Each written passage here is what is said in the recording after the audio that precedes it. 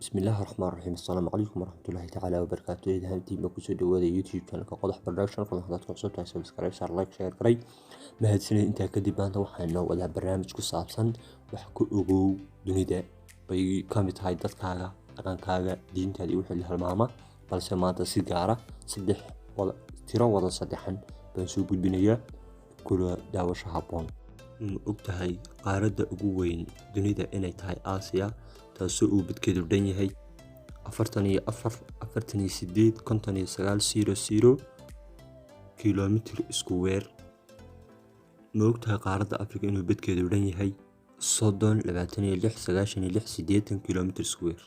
ma ogtahay qaaradda Yurub inuu badkeedu dhan yahay 10,53,7,50 kiiloomitir isku weer.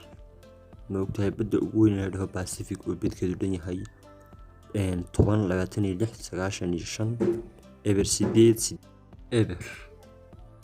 ma ogtahay in badda Atlantic ay badkeedu dhan yahay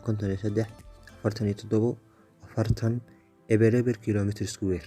ma ogtahay badweynta Hindiya inuu badkeedu dhan yahay 45,360,800 kiiloomitir isku weer.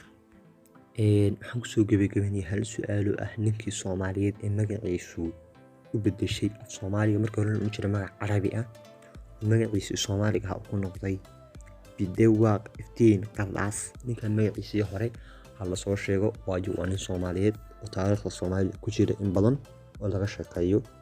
haddana magaciisa ficiliyo haweeney Bidewaaq Iftiin Qardaas. ninka jawaabtiisa bulshada idinkaan ka sugayo. Wassalaamu calaykum waraxmatullaahi tacaala wabarakaatuh.